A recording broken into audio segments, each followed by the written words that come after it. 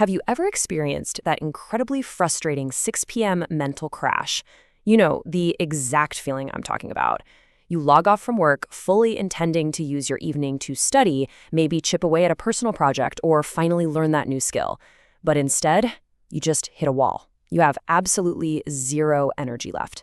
Well, in this explainer, we're going to pop the hood on the mechanics of cognitive energy recovery. We're going to figure out exactly why this happens and, way more importantly, how you can actually recharge after work. So when that evening crash hits and you end up glued to the couch instead of opening your laptop, what do you tell yourself? Usually it sounds a little something like this. Ugh, I'm lazy, I just lack discipline, I clearly don't have enough motivation. We carry so much guilt when we can't get an evening project off the ground. But I want to tell you right now, and I really mean this, this is a systemic error in how we recover.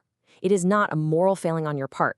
Your brain is essentially a machine, and you are simply trying to run it on empty. Okay, here's our roadmap for the evening. We'll start with the evening energy crash, then uncover the relaxation trap. From there, we'll dive into consumption versus restoration, check out a really handy phone battery analogy, and finally, build your cognitive recovery loop. All right, section 1, the evening energy crash. Let's set the scene right at that critical moment when the workday officially wraps up. Look, this timeline is almost painfully relatable, isn't it? At 6 p.m., you finish work feeling mentally fried. So at 6:15, you sit down to watch a little TV, basically because you think, hey, I need to unwind first. One episode ends, so around 7, you pull out your phone, maybe check social media. Then you fall into the black hole of scrolling through short-form videos, and poof, suddenly it's 9 p.m. 3 whole hours just vanished into the algorithm. You've technically stopped working, sure, but you still feel incredibly foggy. And that planned study session? Yeah, completely abandoned. Moving on to section 2, the relaxation trap. This brings us to the core conflict we're dealing with today. There's a massive misunderstanding that derails our evenings night after night. We assume that if an activity feels relaxing or entertaining, it must be restoring our cognitive energy. But here's the reality check. Feeling entertained and reducing your effort are not the same thing as actually restoring your cognitive capacity. We're talking about things like watching television, reading a gripping novel, watching YouTube, doom scrolling through shorts, or just browsing social media. Now, don't get me wrong here. These activities aren't inherently bad. They definitely provide emotional relief and entertainment. And yes, they absolutely feel 100 times easier than coding a new app or studying for a certification. But using them for cognitive recovery, that is a massive trap. I really want you to challenge your own paradigm for a second here. Ask yourself, if watching 2 hours of YouTube is truly resting your brain, why does starting a new, focused task afterward feel so impossibly hard? Like, why are you still stuck on the couch? If you were genuinely recovering, you'd feel totally replenished and ready to go. The fact that you don't is a huge red flag that something else entirely is going on. Which brings us to section 3, consumption versus restoration. Let's look at the actual mechanics of what your brain is up to while you're supposedly resting. You see, cognitive work consumes highly limited mental resources, things like sustained attention, working memory, and decision-making capacity. When you scroll through social media or binge a show, your brain is still working. It's dealing with all these hidden cognitive demands. You're actively processing new information, following complex narratives, interpreting flashing images, and regulating your emotional reactions. Short-form content is honestly the most brutal because your brain has to repeatedly switch its attention and make constant, tiny choices about whether to swipe or keep watching. You aren't resting at all. Your brain is literally still sprinting on a treadmill. So we have got to stop categorizing our evening downtime as either productive or unproductive. That is completely the wrong lens. Instead, we need to look at the mechanical reality of what's happening, cognitive consumption versus cognitive restoration. Watching TV isn't some moral failure of productivity, it's just an act of cognitive consumption at the exact time when you desperately need real restoration. Section 4, the phone battery analogy. Let's cement this concept and replace all that lingering guilt with a really practical way to view your energy. Think of your cognitive energy exactly like your smartphone's battery. All day at work, your brain is running the absolute most demanding applications possible.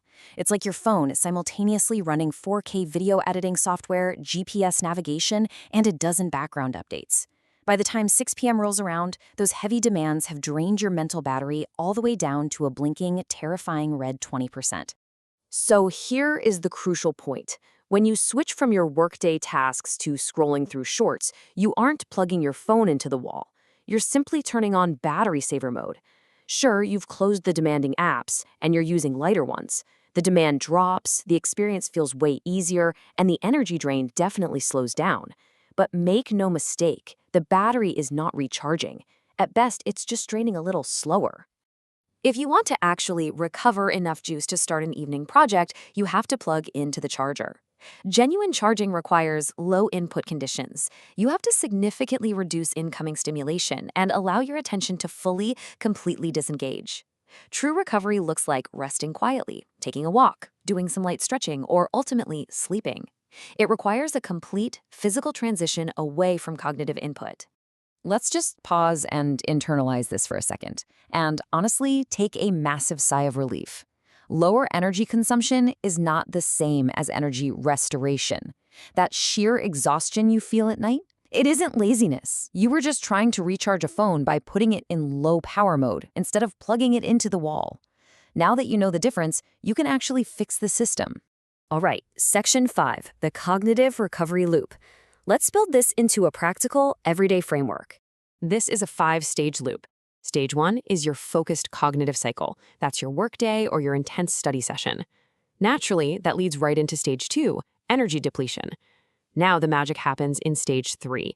This is where you actively choose a true recovery activity. Remember, no scrolling. Go for a walk, sit quietly, just disengage. Then comes Stage 4, energy reassessment. Check in with yourself. Do you have the capacity for deep work now, or maybe just some light organizing? Finally, Stage 5. You start the next appropriate cognitive cycle based on your true current energy levels. The biggest takeaway from this explainer is this.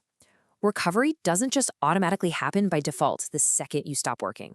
True recovery is an action. It requires deliberately creating enough mental space to prepare for your next cognitive cycle. You have to actively curate your downtime and fiercely protect your attention from those hidden demands if you ever want to get that mental battery back to 100%. So, I'm going to leave you with this final thought. When you log off tonight at 6 p.m., what's it going to be? Will you fall back into the relaxation trap of cognitive consumption? Or will you finally plug your brain into the charger for some true restoration? The choice is entirely yours, and now you've got the exact framework to make it happen. Thanks for hanging out with me for this explainer, and hey, here's to finally reclaiming your evenings.